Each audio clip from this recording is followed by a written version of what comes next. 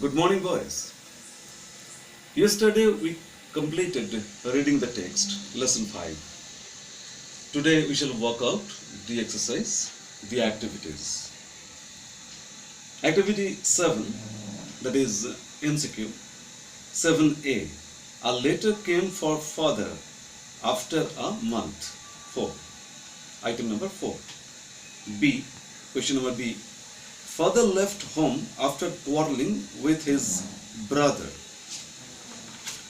That is 1. C. Dick and Mimi discovered the kite on the top of a tree.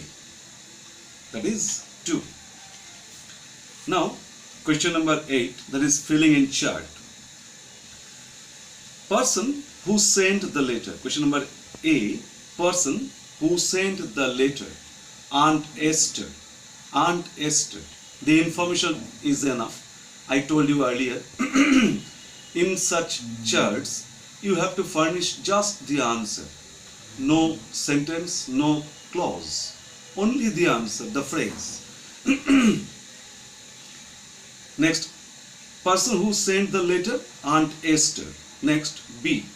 Name of Aunt Esther's mother, Philippa.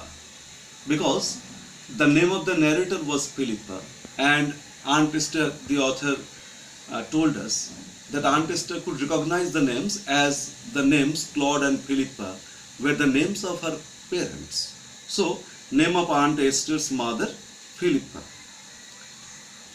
Question number C. Total number of family members in the narrator's family at present. That is 6. The narrator's father, Claude, and the narrator herself, Aunt Esther, Dick, and Mimi. 6 persons in total at present. Now, answering questions, activity number 9. And you have to answer such questions in complete sentences. What did father find when he went back home years afterward? বেশ কয়েক বছর পরে বাবা যখন বাড়ি ফিরে গেলেন নিজের বাড়ি তখন তিনি কি দেখেছিলেন? What did he see? When father went back home years afterward, he found that his brother had died and he could not trace out his sister, or he could find no trace of his sister. Should I repeat?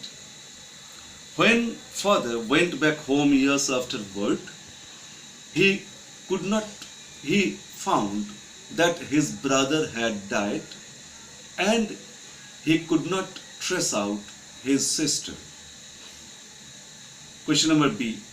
Where did Aunt Esther live? Aunt Esther lived hundreds of miles inland. Aunt Esther lived hundreds of miles inland. Question number C. Why did Aunt Esther turn pale? Just try to understand. You sometimes make mistakes in such cases. Do not jumble up why and when. When it is why, when the question begins with why, you have to answer the reason.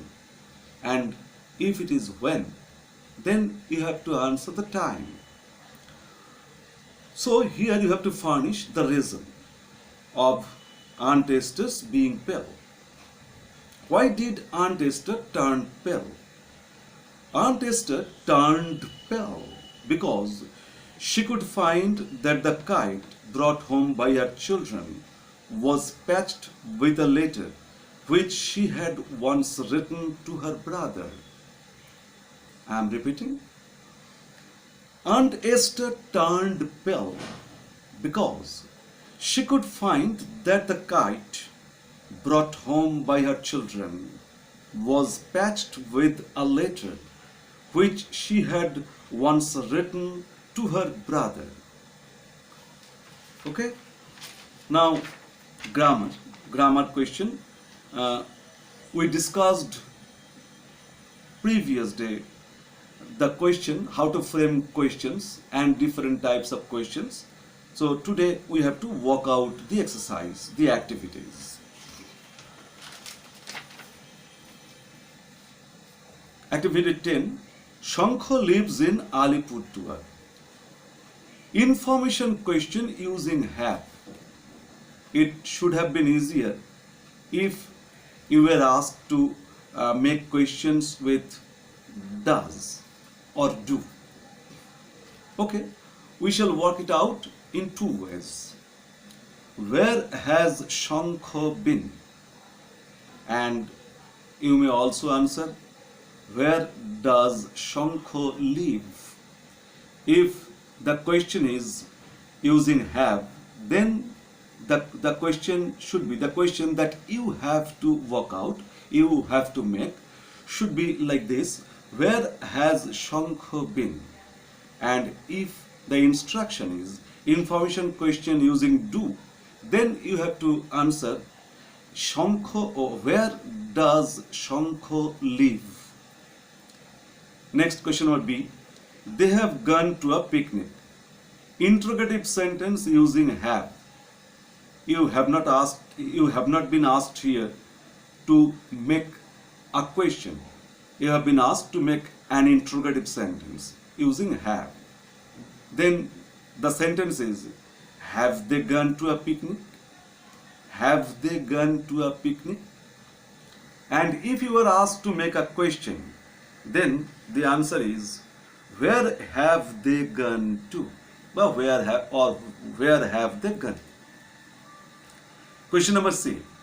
I went to school yesterday. Simple question using did. That means the question should be answered in yes or no. Did you go to school yesterday? The question that you have to frame is, did you go to school yesterday? Question number D. Tia studies in class 10. Information question using which. Which class does Tia study in? Which class does Tia study in? Okay. Now writing activities. I told you on the previous occasion that we will not discuss question number 11 because it is a conversation and you should write it yourself. But activity 12 is a story, and story writing is always a bit difficult because a story should look like a story. Do you understand my point? The style that we follow in at the time of writing a paragraph or something like that should not be followed in time of writing, in time of framing a story. Story should look like a story. Story should be a story. It should be a very good narrative, very interesting narrative. So you have to use your own imagination. Sometimes you have to use direct speeches so that it looks like a story. Here, the story is an old fable. It is an old fable, but there is a twist at the end, and that is why this is no longer a classical fable. It becomes a modern fable. Still, it is a fable, and that is why you should. That is why that there is a twist incorporated at the end of the story, and that is why it is not a fable in the classical sense of the term. Still, it is a fable. It is a modern fable, and as it is a fable, you have to use a moral. You have to incorporate a moral at the end of the story, because you know a fable always contains a moral at the end. Now we shall discuss the story. Here there are some points, there are some hints, and you have to develop it into a compact story.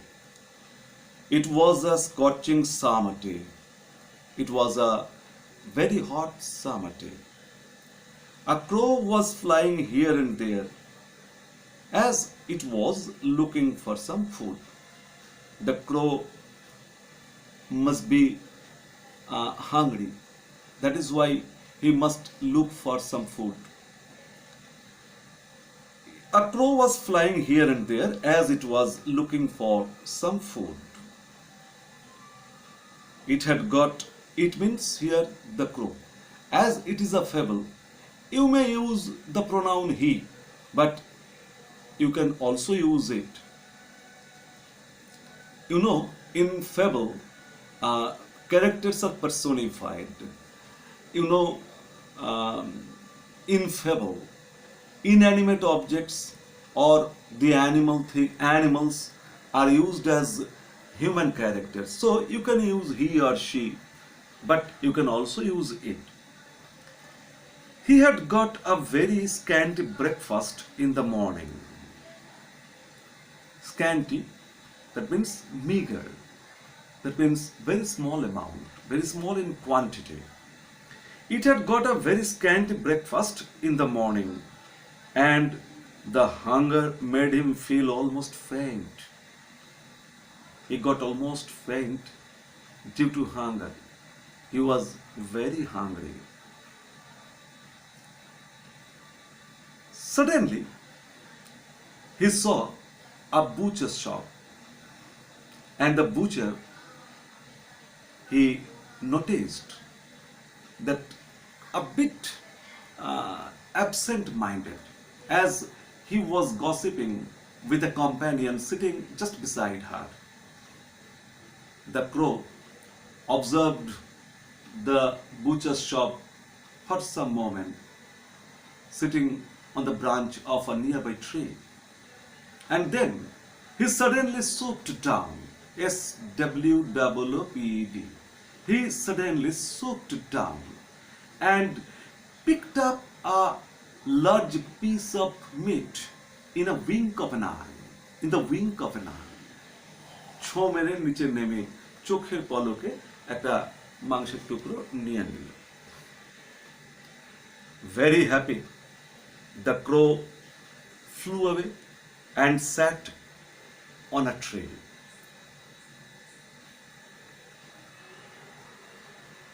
The piece of meat was still in his or its beak.